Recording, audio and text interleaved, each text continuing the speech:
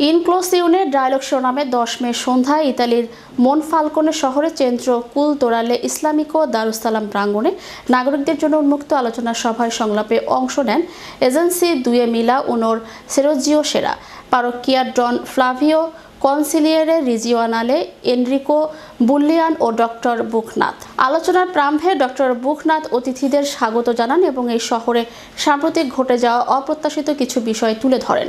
তিনি আরও বলেন, ইমিগ্রান্টদের প্রতিদ্বন্দ্বিতা মনে না করে তাদের মেধা ও যোগ্যতাকে কাজে লাগিয়ে রাষ্ট্রের উন্নতি সাধন সম্ভব। সেরোজিও সেরা বলেন, রাষ্ট্রের প্রতিষ্ঠানগুলোর দায়িত্ব হচ্ছে যারা এখানে আসে অন্য দেশ হতে তাদের গ্রহণ করা। তিনি কিছু চমকপ্রদ তথ্য প্রদান করেন। ফ্রিওলিয়া ভেনেসিয়া জুলিয়া হচ্ছে বিশ্বের প্রথম সারির প্রবীণ মানুষের শহর। তিনি বলেন, 2022 থেকে 23 সালে ফ্রিওলিয়া ভেনেসিয়া জুলিয়াতে 7,000 শিশু জন্মগ্রহণ করেন। পক্ষান্তরে 14,000 মানুষ মৃত্যুবরণ করেন। সুতরাং ভবিষ্যতে জনসংখ্যার জন্য আমাদের এখনই ভাবতে হবে। নতুন আশা তরুণদের আমাদের সাদরে গ্রহণ করতে হবে।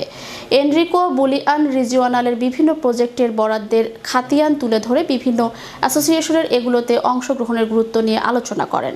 নুরুল আমিন খন্দকার মনে করেন, এই ধরনের অনুষ্ঠান সহাবস্থানের বাস্তব উদাহরণ।